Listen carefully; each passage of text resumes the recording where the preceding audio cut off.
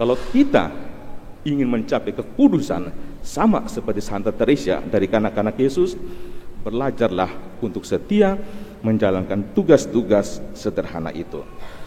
Rawatilah dia. Rawatilah dia menurut Paus Fransiskus adalah rawatilah orang-orang sakit yang ada di sekitarmu. Bagaimana caranya kita merawat orang sakit? Kita bisa membawa ke rumah sakit, kita bisa membawa ke dokter. Adik-adik, para orang muda, Bapak, Ibu, Saudara dan Saudari yang dikasihi oleh Tuhan, selamat pagi semuanya. Senang bisa ada lagi di tempat ini merayakan Ekaristi bersama dengan Bapak dan Ibu, terutama pada hari di mana kita mendoakan orang-orang sakit yang ada di sekitar kita. Baik Bapak, Ibu, Saudara dan Saudari yang terkasih, ada banyak cara untuk mencapai kekudusan. Ada banyak cara untuk mencapai kesucian. Saya akan sebutkan paling tidak 3 jalan. Yang pertama, menurut Santa Teresa dari kanak-kanak Yesus, cara untuk mencapai kekudusan adalah dengan setia mengerjakan hal-hal kecil di dalam hidup. Kita bisa menjadi kudus, kata dia, kalau kita jalankan setiap tugas harian kita dengan penuh kesetiaan. Sebagai seorang suster muda yang tinggal di Biara Karmel, Santa Teresa ini dulu selalu diberikan tugas-tugas yang sangat sepele, yang kadang-kadang sangat membosankan dan sangat menjengkelkan dia. Apa tugasnya? Dia mendapatkan tugas untuk menjaga dan merawat salah seorang suster tua yang sakit-sakitan tetapi cerewetnya minta ampun. Itu tugas dia. Suster tua itu selalu menuntut Teresa muda untuk melakukan ini, melakukan itu, dan begitu banyak hal lainnya. Dan dia cepat marah dan suka mengeritik bila Teresa itu lambat menjalankan tugasnya atau telat menjalankan tugasnya. Setiap hari dia diomelin oleh suster tua itu, tapi dia terima itu sebagai salib yang mesti dia pikul. Dia jalankan tugas pelayanan itu dengan hati yang penuh sukacita. Dia juga dapat mendapatkan tugas untuk mengurus taman, menyiram bunga, menyapu halaman, membersihkan rumah, mengepel lantai, mencuci pakaian para suster dan sebagainya. Hal yang sangat sepele.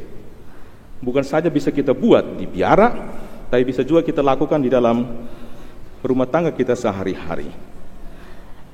Yang membuat perbedaan adalah meskipun dia mendapatkan tugas yang sangat remeh, sangat kecil, sangat rendah, kadang-kadang dipandang sebelah mata, dia lakukan semua itu dengan setia dan senang hati. Dan menurut dia, ini adalah jalan menuju kesucian.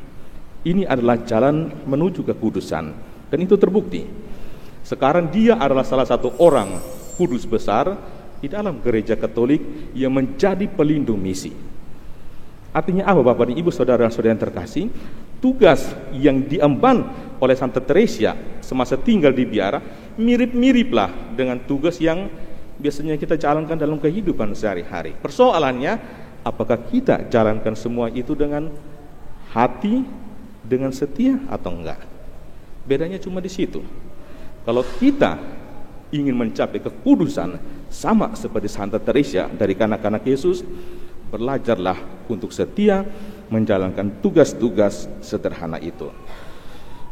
Itu cara mencapai kekudusan yang pertama.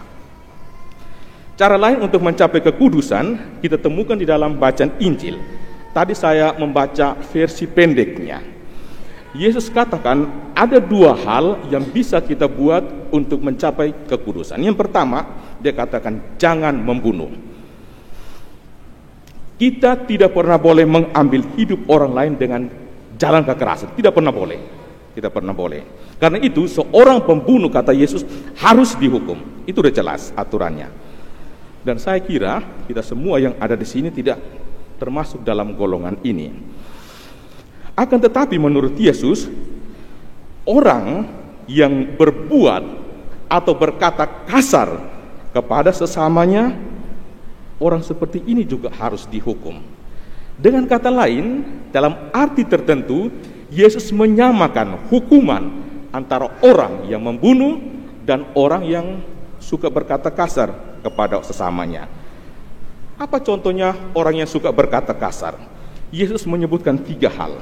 Yang pertama, orang yang suka marah-marah, orang yang suka mencaci maki, dan orang yang suka berkata jahil kepada sesamanya.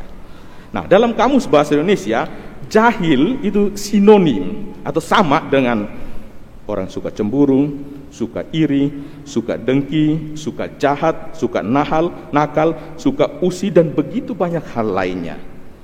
Mari kita tanyakan kepada diri kita sendiri, siapakah di antara kita yang tidak pernah marah, yang tidak pernah mencaci maki, dan tidak pernah menjahili orang lain? Kalau kita pernah melakukan itu, mestinya menurut Yesus kita juga harus dihukum sama seperti orang yang membunuh orang lain. Mengapa Yesus katakan bahwa orang yang membunuh itu sama halnya dengan orang yang berkata kasar kepada orang lain? Apakah kedengaran sama? Masa membunuh itu sama seperti orang yang berkata kasar kepada orang lain? Mestinya tidak, Bapak Ibu Saudara dan Saudari yang terkasih. Tetapi kenapa Yesus sepertinya menyamakan antara orang yang membunuh dengan orang yang suka berkata kasar? Pasti ada alasannya.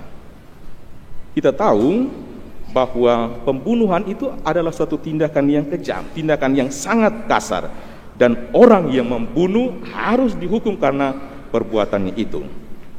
Tetapi menurut Yesus, kekerasan kepada sesama, tindakan keras kepada sesama, kepada orang lain, itu bisa dimulai ketika kita marah-marah, ketika kita mencaci maki, ketika kita berkata jahil kepada orang lain.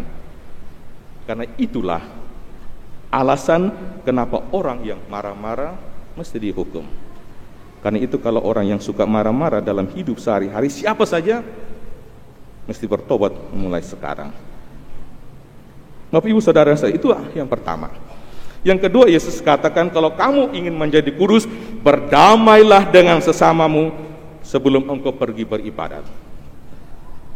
Kalau pertanyaan ini diajukan kepada kebanyakan kita, saya yakin banyak dari antara kita yang akan meninggalkan misa ini. Siapakah di antara kita yang datang mengikuti perayaan ini tanpa sebelumnya berdamai dengan sesamanya? Tidak usah angkat tangan Bapak Ibu Saudara-saudara yang terkasih. Dari mukanya kelihatan jelas ada begitu banyak dari antara kita yang masih menyimpan dendam kepada sesamanya, yang masih menyimpan marah kepada sesamanya, yang masih bisa belum memaafkan saudaranya. Yesus katakan, kalau kamu mau membawa persembahanmu ke depan altar dan masih teringat di dalam hatimu bahwa ada sesuatu yang mengganjal antara engkau dengan saudaramu, tinggalkanlah persembahan itu, kembalilah ke rumah, berdamailah dengan dia dan kembali untuk merayakan membawa persembahan. Kalau kita harus melakukan itu, mungkin saya juga harus keluar dari tempat ini. Yang terakhir Bapak Ibu Saudara-saudara yang terkasih, yang terakhir menurut Yesus, cara untuk mencapai kekudusan sesuai dengan tema Hari Orang Sakit Sedunia yang jatuh sebenarnya tanggal 11 Februari yang lalu adalah rawatilah dia. Rawatilah dia menurut Paus Fransiskus adalah rawatilah orang-orang sakit yang ada di sekitarmu. Bagaimana caranya kita merawat orang sakit? Kita bisa membawa ke rumah sakit, kita bisa membawa ke dokter, kita bisa membawa ke perawat, tapi terlebih kita bisa memberikan perhatian kepada mereka. Kita bisa menjaga mereka. Kita bisa memberikan kasih kepada mereka. Kita bisa membantu dan menolong mereka saat mereka membutuhkan pertolongan kita. Hal yang sangat sederhana. Kalau kita telah melakukan itu menurut Yesus, kita telah merawat orang itu. Sekali lagi, ada 3 jalan untuk mencapai kekudusan. Yang pertama, kita diminta untuk setia melakukan hal-hal kecil dalam hidup kita.